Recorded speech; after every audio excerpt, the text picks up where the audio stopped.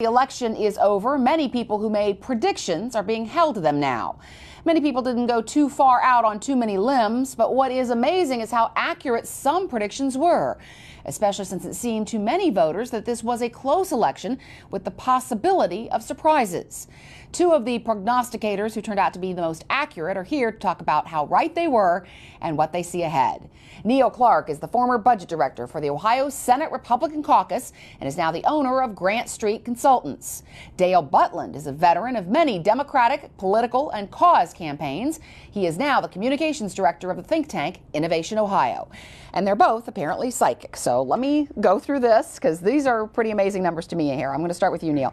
You predicted that Obama would beat Romney 50.3% to 49.7% with 68% voter turnout, 72 Republican counties, 16 Democratic counties. The actual official result was 50.18% to 48.18%, 68% turnout, 71 Republican counties, 17 Democratic counties. That's not too bad.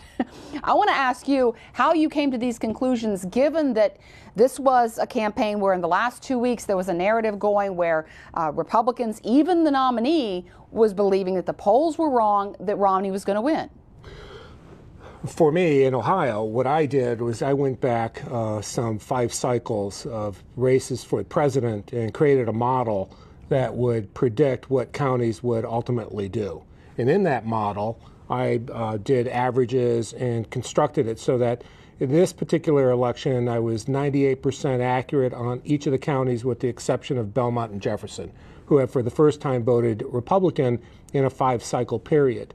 So where I really come down to is that in most cases, when it comes to presidential races, these counties have a trend that they stick to and abide by. What's interesting in the analysis that I did in this particular race and the ultimate conclusion of the race is that the supercell of Cuyahoga County and Franklin County, which is now providing 400,000 Democrat excess votes, is going to have a major impact on Ohio politics. And we'll get back to that, but it sounds like you're saying it really is about the math, that the messages didn't seem to matter, it's about the math and the trend. I think if you take out the emotion and strictly go and look at the facts and look at the numbers, you'll come to the conclusion that the numbers will prevail regardless of what people may be saying about polls that they're taking. I think there's a lot of criticism that has to be given to pollsters who used an inaccurate model for Ohio, because that same pollster was also the pollster for the House and the Senate, which then if you're doing it wrong for Romney, it's going to be wrong for everybody else. And I think that that's a problem in this particular cycle. We saw in this cycle that the majority of polls that were done by internet are far more accurate than other methods. Of the top 10 accurate polls this session, 5 were internet-type polls, which I would have never thought would have been there. And let me ask you, Dale, you predicted Obama wins by 2 points. That was absolutely correct. He also, you said, would win Virginia, Iowa, Nevada, Colorado, New Hampshire, while also keeping Wisconsin and Pennsylvania, and that he'd get around 305 electoral votes, but you said maybe more if Florida goes blue, which it did. All correct, except he got 332 electoral votes. So I'm wondering how you came to this conclusion when it looked like, especially after the first debate, Obama's lead was slipping away, that Republicans appeared to be very energized. How'd you come up with this? Well, I wish I could say I were psychic, but the truth is that all you really had to do was look at all of the battleground state polls. There's a fellow named Nate Silver who's with the 538 blog. He is the New York Times. Yeah, and he's an aggregator of polls, and what he found all the way through was that although Romney did pick up some steam after the first debate, his momentum stopped, according to Silver, around October 13th. And basically the race went back to what it was before the 2 conventions. Very close, but with Obama on top. In terms of Ohio and these other battleground states, I mean, in Ohio, I don't think there was a single poll out of the last 12 done that showed Romney ahead. All of them had Obama ahead. So this isn't rocket science. I want to say one thing about turnout models that was just mentioned a moment ago, because I think it's absolutely right. The reason that the Republicans were all convinced that the polls were wrong or the polls were favoring Obama is because it has to do with what you believe will be the turnout. Every pollster has to build a certain amount of assumptions into his poll because you're not interviewing every single person, right? You're taking a representative sample.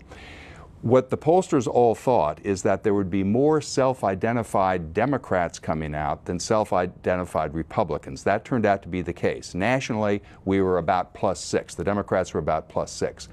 So really, what finally happened in the end was pretty much what all the battleground polls said was going to happen. Now, let me just say one other thing. To me, I think the Republican Party has a real problem here because the coalition that elected President Obama, minorities, and by that I don't mean just African Americans, but Hispanics, Asian Americans, and so forth, minorities, women, and young voters under 30. That's not a fluke anymore, it's a force. When you look at the percentages by which Obama won with each of those groups, unless the Republican Party can figure out how to appeal to particularly single women, Hispanic voters, which they're losing, 70 to 30, young people. That's the other thing. A lot of Republicans never thought that young people would turn out in the same numbers they did in 2008, because 2008 was a historic year, first time a black person was on the ticket. Well, as it turns out, in 2008, young voters, 18 to 29-year-olds, were 18% of the electorate. This year, they were 19% of the electorate. They turned out even heavier. Unless you can figure out a way, and it's not just demographic, it's not just political, it's cultural and it's social. Those young voters, for example, have much more in common with Democratic values than they do Republican values right now, and that's a long-term problem for the Republicans. The Republicans have become too white, too right, and too old. and they need to start accepting the fact that a lot of kids are coming out of college with huge debt, that they're not having the jobs available to them, and they don't find the right kind of place to fall with the Republican Party.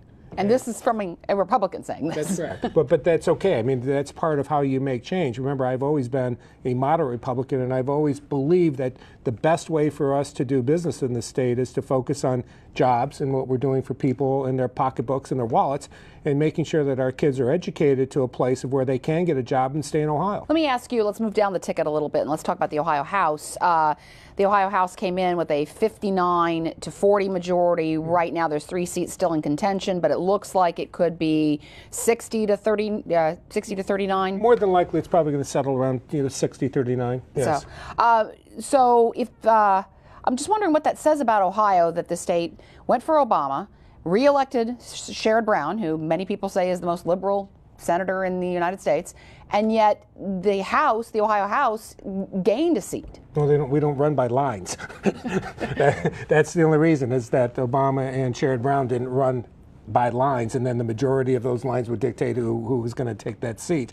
It's clear, and that's why redistricting and reapportionment is so very important in this state, and why people fight every 4 years to make sure that they control a good part of those elected officials, because that does have an impact. Neil is absolutely right. So here's what happened on Election Day. Oddly enough, when you total up all the votes that the Democratic candidates for the Ohio House got versus all the votes that the Republican candidates for the House, Democrats actually got more votes than did Republican candidates for the House, and yet in the end it's going to be 60 Republicans and 39 Democrats. So one less Democrat, yeah. One fewer Democrat. That's the power of redistricting. That's the power of gerrymandering, and the same is true nationally. John Boehner makes a big point out, saying, oh, this was a status quo election because the House is still under Republican control. Well, it's only in those states that allow gerrymandering, Wisconsin, the whole upper Midwest plus North Carolina. But if you look at the states where they don't allow gerrymandering, Arizona, California, Florida, for example, we're gaining seats there. If we didn't allow gerrymandering in Ohio, I think or anywhere else in the country, I think John Boehner would be going back to Washington as the minority leader, not as the Speaker of the House. No redistricting issue is lost since 2006, except in Ohio a few nights ago. And that was because the language was too comprehensive, it was too big, it was too confusing. If you would keep it simple, it would have passed. But in reality, it was too complex, and as a result, unless somebody comes back with something far less complex, it's going to stay this way. But the upshot of this is that Democrats did lose a seat in the Ohio House. They didn't gain anything in the Senate. Is their relevance slipping away here when it comes to state government? Well, I don't think the relevance is slipping away, but I think, again, it reflects that we've got to do something to change the way things are gerrymandered, because look, we have a 50-50 state here pretty much, right? And there's no reason why our legislature and the number of members from each party in the legislature does not reflect that. And Congress as well. And Congress as well. Absolutely right. I mean, you know, and I would argue that you can also get rid of some of the partisanship, maybe not all of it, but some of it, if you have competitive districts. Because if you have an uncompetitive district where a Republican officeholder knows he'll never lose in a general election, he only has to worry about being challenged from the right in the primary, Democrats have to worry about being challenged from the left, it puts a premium on not cooperating. We were talking about this when we were coming in, is that because of the way the lines are drawn and because of the way that the Republicans are all joining together with the same consultants doing the same work, everything's becoming the same, and so they're talking to themselves, and so they're surprised when they lose an election, go, well, I thought we were right. If they were in competitive markets, if they were in competitive races, you would have to have a broad-based coalition of people coming into the room questioning some of the decisions that they're making, and people would say, wow, maybe there's a different way to do races. I mean, I'm stunned that in this state, if you have an Irish name, you're probably going to be on the Supreme Court. Bob Cupp was a fabulous jurist. He's a fabulous man. And he lost to Bill O'Neill. And he lost by looking at the numbers in the Republican area is pretty huge. And you say to yourself, how did this happen? If that is as shallow as we're going to get.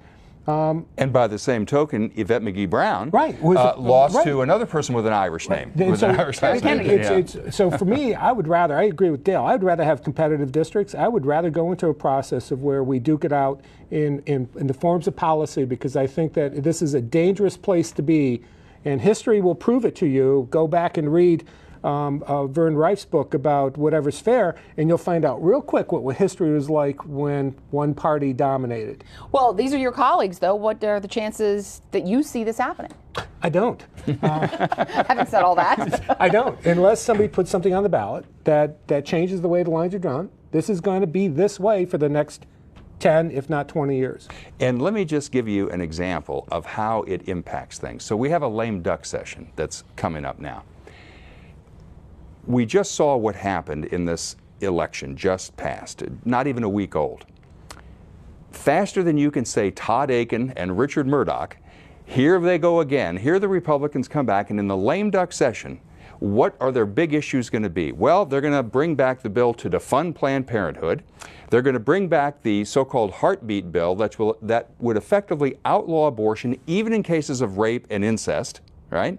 I mean, this is ridiculous. I mean, these folks apparently haven't learned anything. They think that they have license now to continue this right-wing extremist agenda because perhaps, as Neil says, they don't have to worry about losing in their district because they've been so gerrymandered, they don't have to worry about it. I have to go home to a 23-year-old daughter and a wife of a name of an age I won't mention, but they are going to be so furious about hearing that they're going to bring these issues back up in the short-term lame duck session. Well, I'm a little stunned. Because, again, the General Assembly's from safe districts. Look at the indexes, and there's only about 8 people that are from marginal districts on both Republican and Democrat side.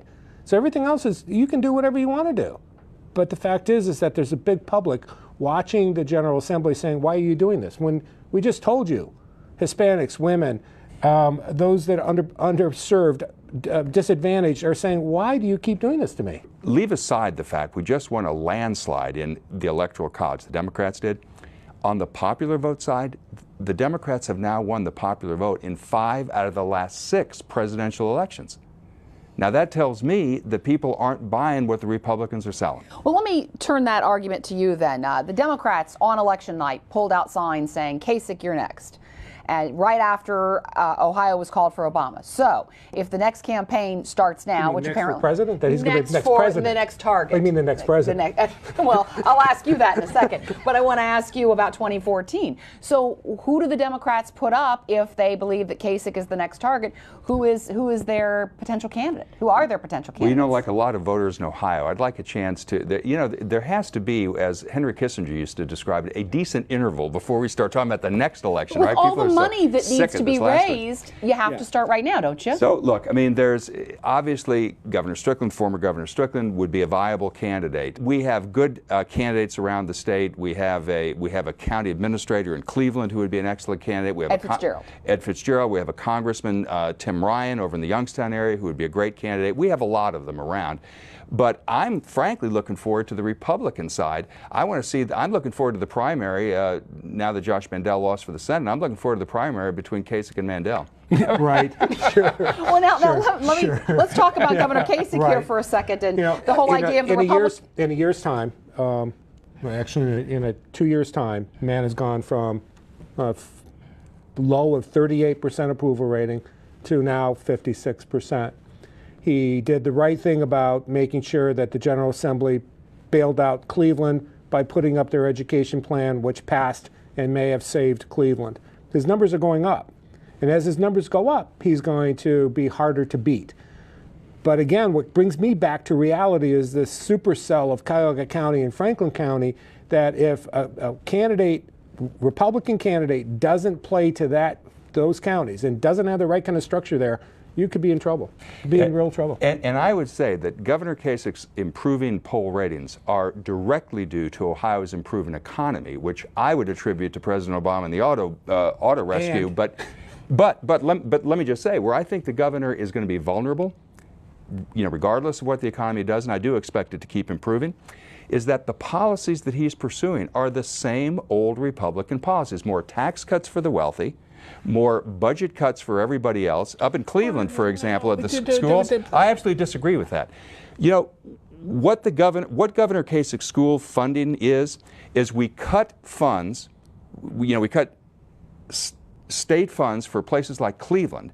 Then we ask some of the poorest people in our state, the people of Cleveland, where the average income is about $24,000 a year, we ask them to increase their property taxes 15 mils to make up for these cuts. And that's supposed to be a good education policy. I won't disagree with his part on this, because the Democrats used in their commercials this year the $1.8 billion cut to education, and it was very effective. That's the underbelly to Republicans in this election, was those cuts to education. But, he's not here to tax the rich, because he's saying to the fracking industry, which should have been taxed a long time ago at a much bigger rate than what the governor wants, is that I want to tax them and give you a tax cut for everybody. And I can see that as being fairly convincing to me and others.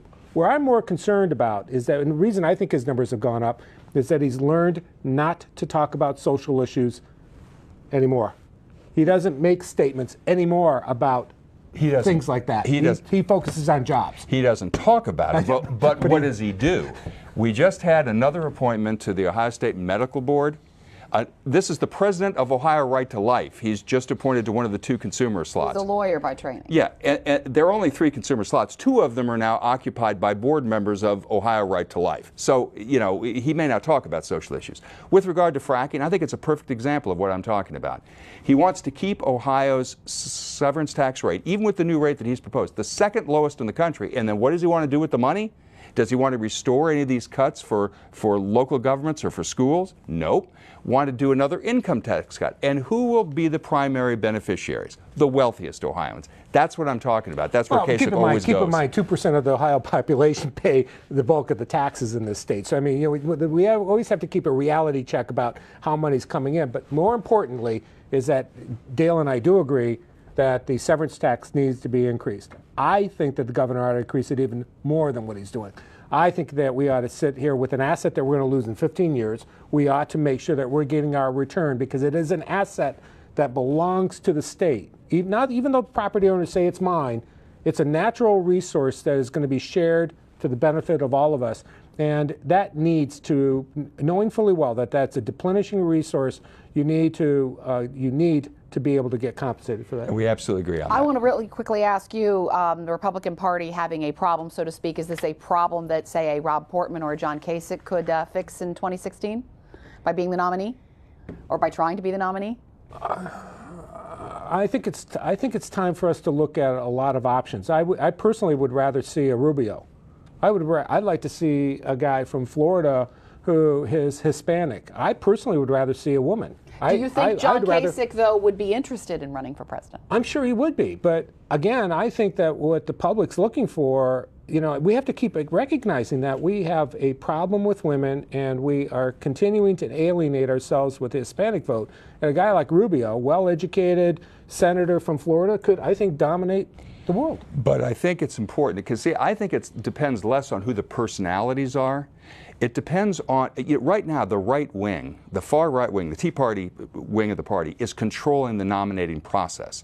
That's why they push Mitt Romney so far to the right that he had to disavow virtually every moderate position he ever held. And he made himself too conservative for the general election. The same is going to be true here. And you can't just nominate, you just can't put a sombrero on the Republican elephant and think that's going to help, that's going to solve all of your problems with Latino voters. You've got to demonstrate to Latino voters that you're going to do some things that help them, that you have some empathy for them.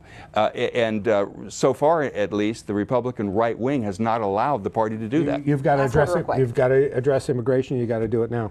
All right, Neil Clark, Dale Butland, thank you very much for being here. Thank you. Pleasure. And that is it for this week. For my colleagues at Ohio Public Radio and Television, thanks for watching. If you'd like to ask questions, make comments, or watch this week's show or earlier episodes, please visit our website at statenews.org. You can also check us out on Facebook. And please join us again next time for The State of Ohio.